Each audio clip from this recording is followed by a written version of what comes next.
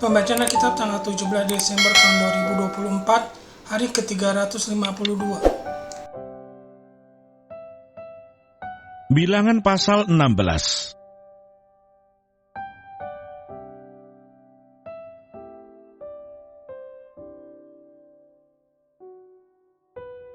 Lalu berfirmanlah Tuhan kepada Musa dan Harun, "Pisahkanlah dirimu dari tengah-tengah umat ini, supaya kuhancurkan mereka dalam sekejap mata." Tetapi sujudlah mereka berdua dan berkata, "Ya Allah, Allah dari roh segala makhluk, satu orang saja berdosa. Masakan Engkau murka terhadap segenap perkumpulan ini?" Maka berfirmanlah Tuhan kepada Musa, "Katakanlah kepada umat itu, pergilah dari sekeliling tempat kediaman Korah, Datan dan Abiram." Lalu pergilah Musa kepada Datan dan Abiram, dan para tua-tua Israel mengikuti dia. Berkatalah ia kepada umat itu, "Baiklah kamu menjauh dari kemah orang-orang fasik ini, dan janganlah kamu kena kepada sesuatu apapun dari kepunyaan mereka, supaya kamu jangan mati lenyap oleh karena segala dosa mereka." Maka pergilah mereka dari sekeliling tempat kediaman Korah, Datan dan Abiram. Keluarlah Datan dan Abiram, lalu berdiri di depan pintu kemah mereka bersama-sama dengan istrinya, para anaknya, dan anak-anak yang kecil.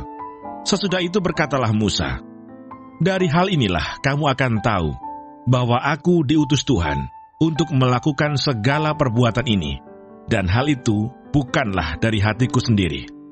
Jika orang-orang ini nanti mati seperti matinya setiap manusia, dan mereka mengalami yang dialami setiap manusia, maka aku tidak diutus Tuhan.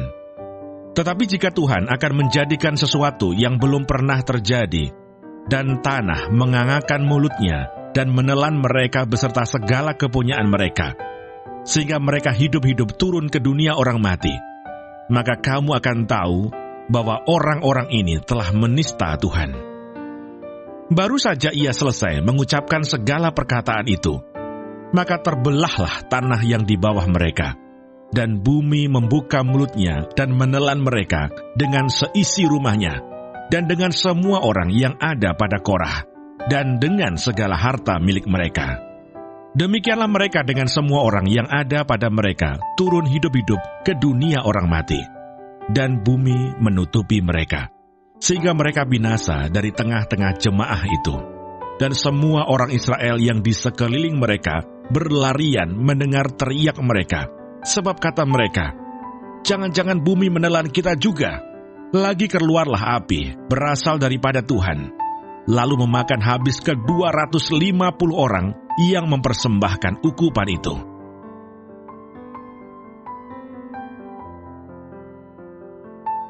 Yesaya pasal 11.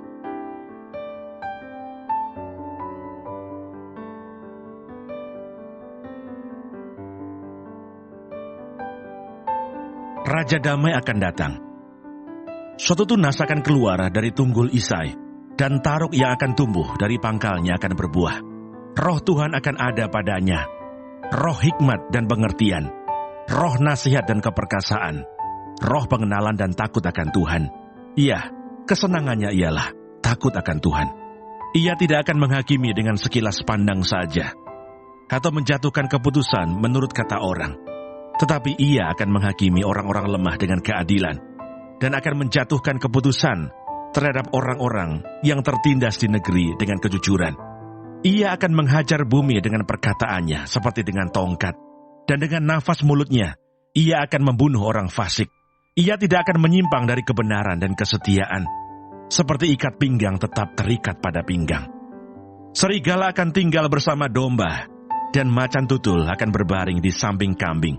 Anak lembu dan anak singa akan makan rumput bersama-sama, dan seorang anak kecil akan menggiringnya. Lembu dan beruang akan sama-sama makan rumput, dan anaknya akan sama-sama berbaring, sedang singa akan makan jerami seperti lembu. Anak yang menyusu akan bermain-main dekat liang ular tedung, dan anak yang cerai susu akan mengulurkan tangannya ke sarang ular beludak. Tidak ada yang akan berbuat jahat atau yang berlaku busuk di seluruh gunungku yang kudus, sebab seluruh bumi penuh dengan pengenalan akan Tuhan, seperti air laut yang menutupi dasarnya.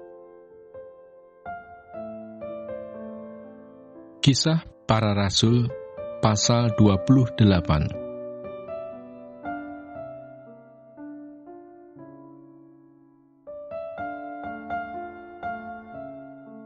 Lalu mereka menentukan suatu hari untuk Paulus. Pada hari yang ditentukan itu, datanglah mereka dalam jumlah besar ke tempat tumpangannya. Ia menerangkan dan memberi kesaksian kepada mereka tentang kerajaan Allah, dan berdasarkan hukum Musa dan kitab para nabi, ia berusaha meyakinkan mereka tentang Yesus. Hal itu berlangsung dari pagi sampai sore. Ada yang dapat diyakinkan oleh perkataannya, ada yang tetap tidak percaya. Maka bubarlah pertemuan itu dengan tidak ada kesesuaian di antara mereka. Tetapi Paulus masih mengatakan perkataan yang satu ini. Tepatlah firman yang disampaikan Roh Kudus kepada nenek moyang kita dengan perantaraan Nabi Yesaya. Pergilah kepada bangsa ini dan katakanlah, kamu akan mendengar dan mendengar namun tidak mengerti. Kamu akan melihat dan melihat namun tidak menanggap. Sebab hati bangsa ini telah menebal, dan telinganya berat mendengar, dan matanya melekat tertutup, supaya jangan mereka melihat dengan matanya, dan mendengar dengan telinganya, dan mengerti dengan hatinya, lalu berbalik sehingga aku menyembuhkan mereka. Sebab itu kamu harus tahu, bahwa keselamatan yang daripada Allah ini disampaikan kepada bangsa-bangsa lain, dan mereka akan mendengarnya. Dan setelah Paulus berkata demikian, pergilah orang-orang Yahudi itu dengan banyak perbedaan paham antara mereka. Paulus memberitakan kerajaan Allah di Roma. Dan Paulus tinggal 2 tahun penuh di rumah yang disewanya sendiri itu. Ia menerima semua orang yang datang kepadanya. Dengan terus terang dan tanpa rintangan apa-apa, ia memberitakan kerajaan Allah dan mengajar tentang Tuhan Yesus Kristus.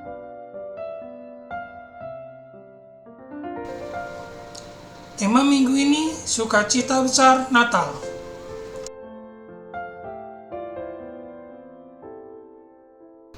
Bacaan hari ini untuk melengkapi apa yang kita baca pada hari Minggu 15 Desember tahun 2024. Penjelasan. Bilangan pasal 16 ayat 20 sampai dengan 35.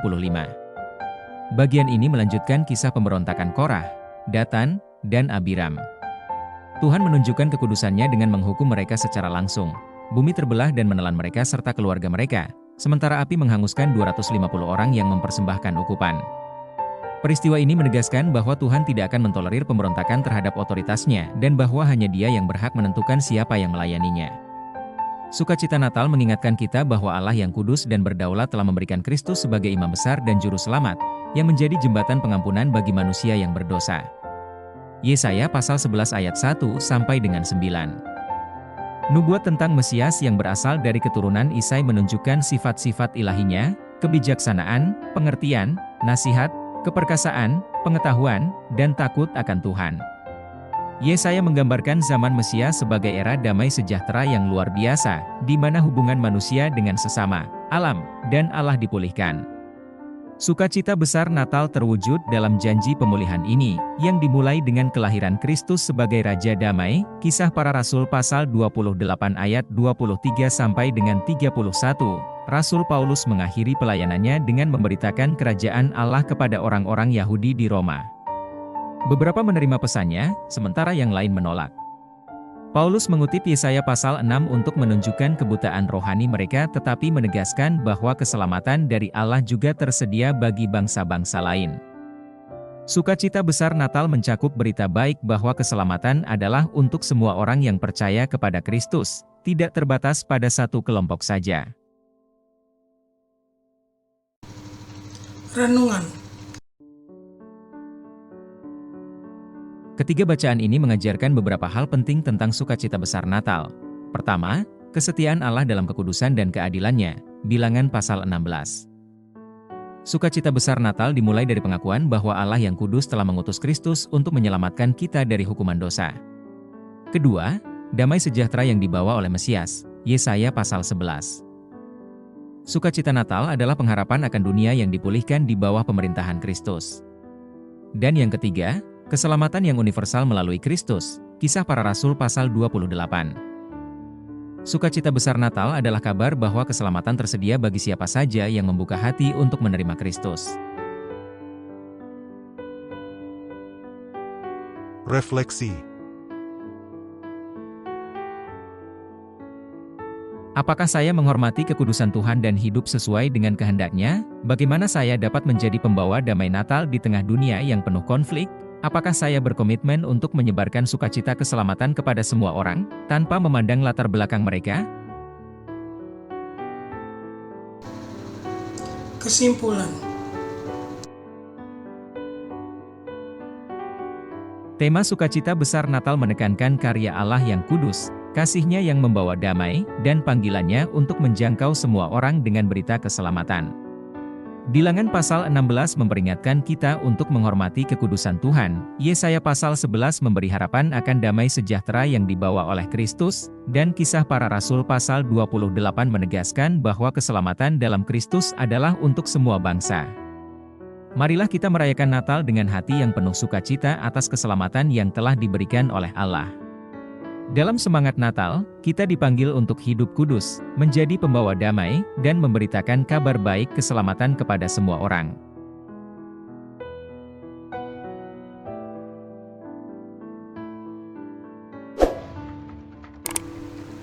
Terima kasih, Tuhan Yesus memberkati. Amin.